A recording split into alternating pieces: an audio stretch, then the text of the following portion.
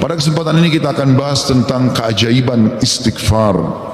Saudaraku seiman, banyak sekali ayat Al-Quran dan hadis Nabi SAW mengingatkan masalah ini. Dan juga kita akan dengarkan nanti perkataan para salafus salih tentang keajaiban istighfar dan dahsyatnya. Begitu juga insya Allah kita akan sebutkan apa yang didapatkan pada saat seseorang melazimkan istighfar itu. Mungkin sebagian orang terlintas di benaknya, istighfar kami semua sudah tahu, tapi pertanyaannya, apakah anda sudah rutinkan? Nanti akan lebih jelas insya Allah dengan statement para ulama salaf tentang masalah ini. Beranjak bahasan kita saudaraku seiman, perintah Allah subhanahu wa ta'ala kepada Nabinya Muhammad sallallahu alaihi wa ala alihi wa sahbihi wasallam yang sudah diampuni dosanya yang lalu dan akan datang. Allah berfirman, A'udzu billahi minasyaitonir rajim, dalam surah An-Nasr ayat 3, fasabbih bihamdi rabbika wastaghfir innahu kana ghaffara. Maka bertasbihlah engkau hai Muhammad dengan memuji Tuhanmu dan mohon ampunlah kepadanya. Padahal Nabi Muhammad SAW sudah diampuni dosa-dosanya yang lalu dan akan datang. Sesungguhnya Dia Allah adalah Zat yang Maha Penerima taubat. Juga dalam ayat yang lain dalam surah Muhammad ayat 19, Allah memerintahkan Nabinya Muhammad SAW istighfar. A'udzu billahi minasyaitonir rajim wastaghfir li dzambik walil mu'minina wal mu'minat wallahu ya'lamu mutaqallabakum wa mathwaakum.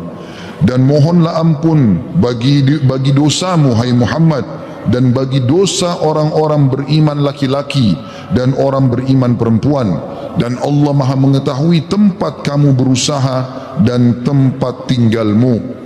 Juga baginda Nabi sallallahu alaihi wa ala alihi wa sahbihi wasallam bersabda, wallahi inni la astaghfiranna Allah wa atubu ilaihi fil yawmi akthara min 70 marrah. Demi Allah, padahal beliau tidak butuh untuk sumpah, tapi untuk memastikan tentang pentingnya pengucapan istighfar di lisan setiap orang di antara kita. Beliau mengatakan, demi Allah, aku selalu beristighfar kepada Allah. Artinya pengucapan permohonan maaf kepada Allah dan bertaubat kepadanya. Maksudnya mengucapkan ikrar tidak akan mengulangi kesalahan dalam setiap harinya lebih daripada 70 kali. Dan hadis ini hadis sahih diriwayatkan oleh Imam Muslim. Juga dalam riwayat yang lain Nabi SAW sebutkan fil yaumi mi'ata marrah, dalam setiap hari sampai 100 kali. Saudaraku seiman, para ulama salaf menjelaskan kepada kita bagaimana kedudukan istighfar. Bermula dari perkataan sahabat yang mulia Abu Musa al-Ash'ari radhiyallahu anhu. Beliau mengatakan, dahulu kita memiliki dua pelindung dari azab atau siksaannya Allah. Salah satunya telah pergi, yaitu keberadaan Rasulullah sallallahu alaihi wa ala alihi wa sahbihi wasallam di tengah-tengah kita. Selama Nabi masih hidup SAW, mereka tinggal datang ke Nabi mengatakan mohon ampunlah untuk kami. Tapi sekarang Nabi sudah meninggal, maka sudah hilang satu kesempatan itu untuk menghilangkan azab, gangguan, gempa, banjir, bencana, kesulitan, wabah seperti sekarang. Dan tersisa satu, yaitu istighfar. Apabila ia juga telah pergi dari lisan seseorang di antara kita, maka niscaya kita binasa. Rabi' ibn Haytham rahimahullah, seorang ulama tabi'in berkata, merendahlah kalian kepada Rabb kalian, berdoalah kepadanya dikala senggang, maka Allah telah berfirman dalam hadis qudsi, man da'ani fir rakha'i ajabtuhu fi syiddah. Siapa yang memohon kepadaku pada saat dia senggang, aku akan penuhi kebutuhannya pada saat lagi sempit. Wa man sa'alani a'taitu, dan siapa yang memohon kepadaku pasti aku akan beri, kata Allah. Wa man tawadha'a li rafa'tu, dan siapa yang merendah karena aku akan angkat derajatnya. Wa man tafarraga li rahimtu, dan siapa yang meluangkan waktu untuk ibadah kepadaku, aku akan kasihi dia. Wa man istaghfarani ghafartulah, dan siapa yang memohon istighfar kepadaku, memohon ampun, aku pasti akan memaafkan kesalahannya. Sahal radhiyallahu anhu telah berkata tentang istighfar dalam menghapus dosa. Beliau mengatakan, Permulaan istighfar adalah pengampunan atau mengingat, memanggil Allah. Kemudian akan bergantung kepada Allah, lalu kemudian tidak akan mengulangi kesalahan-kesalahan.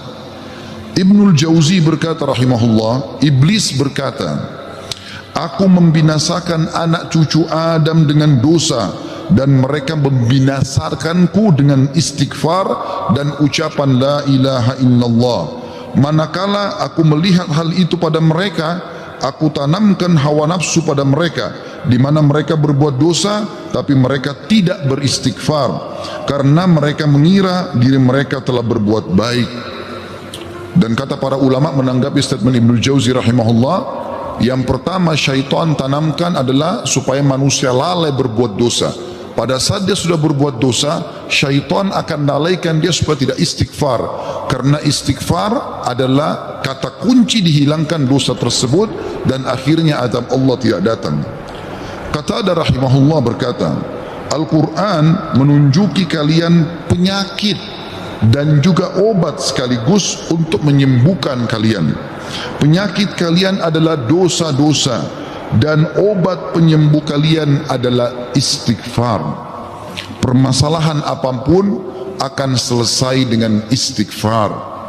Andai saja sebuah wilayah disepakati dari pemimpinnya sampai masyarakatnya memasyarakatkan dan membudayakan istighfar di lisan mereka, di meja-meja makan mereka, di halaman rumah mereka, di meja-meja kerja mereka, di masjid mereka, di pasar mereka, demi Allah wahai saudaraku seiman, permasalahan di wilayah itu akan selesai semuanya dan rezeki akan terbuka seluas-luasnya. Anda akan dengarkan nanti kurang lebih 9 manfaat daripada istighfar itu sendiri. Ali radhiyallahu anhu berkata, sahabat Nabi yang mulia ini berkata, yang aneh adalah orang yang binasa padahal keselamatan ada bersamanya. Orang bisa kena gempa, banjir, penyakit kronis, kemiskinan, kesusahan hidup. Kata Ali radhiyallahu anhu, yang aneh adalah orang yang binasa padahal keselamatan ada bersamanya. Lalu beliau ditanya radhiyallahu anhu, apa keselamatan yang Anda maksudkan? Kata Ali radhiyallahu anhu, istighfar. Beliau juga berkata, tidaklah seorang hamba diilhami oleh Allah subhanahu wa ta'ala untuk beristighfar, Allah tidak mudahkan lisan Anda mengatakan astagfirullah, itu saja, kata beliau, kecuali Allah memang berkehendak untuk menyelamatkannya atau tidak mengazabnya. Seseorang soleh juga berkata, hamba berada di antara dosa dan nikmat, keduanya tidak akan menjadi baik kecuali mensyukuri nikmat dan istighfar dari dosa-dosa. Juga Luqman al-Hakim yang terkenal, Allah namakan surah Luqman atas namanya. Dia berkata kepada putranya, wahai anakku, Allah memiliki beberapa waktu tidak ditolak orang untuk meminta pada waktu itu, seperti antara azan dan iqamah, seperti sepertiga malam, saat hujan turun, dan seterusnya. Maka perbanyak istighfar pada saat itu. Beliau bukan menyuruh anaknya minta hajat, tapi disuruh beristighfar, karena dengan istighfar ternyata hajat-hajat kita walaupun kita tidak minta dipenuhi oleh Sang Pencipta Allah Subhanahu wa taala. Ibunda mulia Aisyah radhiyallahu anha, Ummul Mukminin, berkata, tuba, kegembiraan, kebahagiaan bagi siapapun yang mendapatkan istighfar tertulis indah banyak di buku amalnya. Abu Al-Minhal juga berkata rahimahullah, tidaklah seorang hamba didampingi di dalam kuburnya oleh pendamping yang lebih dicintai daripada istighfar yang dia ucapkan semasa hidupnya. Al-Hasan Basri berkata rahimahullah, perbanyak istighfar di rumah-rumah kalian, di meja-meja makan kalian, di jalan-jalan kalian, di pasar-pasar kalian, di majlis-majlis kalian, karena kalian tidak tahu kapan ampunan akan turun. Seorang Badui berkata, siapa yang ingin menjadi tetangga kami di tanah kami, hendaklah memperbanyak istighfar, karena istighfar adalah awan tebal yang mengandung air atau hujan yang lebat, maksudnya rezeki. Andai saja kita fahami statement ini saudaraku seiman, mungkin beranjak dari Pak Bupati hafidhahullah, pemimpin wilayah Goa, semoga Allah jaga beliau, dan juga seluruh masyarakat gua ini, apalagi kalau seluruh wilayah Indonesia bisa menanamkan ini, selalu saling berwasiat, pemimpin kepada masyarakat, masyarakat kepada seluruh tetangganya, setiap orang kepada keluarganya, ayo perbanyak istighfar, setiap lagi diam, jangan cuma diam, astagfirullah wa atubu ilaih, itu saja. Berapa banyak orang, tadi saya dapat informasi masyarakat gua kurang lebih kalau tidak salah 800.000. Kalau 800.000 orang anggap yang muslimnya misalnya 700.000 saja, semua beristighfar satu orang satu kali saja, ada 700.000 istighfar naik ke langit. Bukankah itu akan mendatangkan rezeki kepada kita? Bukankah itu pasti akan mengangkat wabah dan permasalahan yang kita hadapi? Demi Allah iya saudara. Jawabannya demi Allah iya. Tinggal anda mau amalkan atau tidak.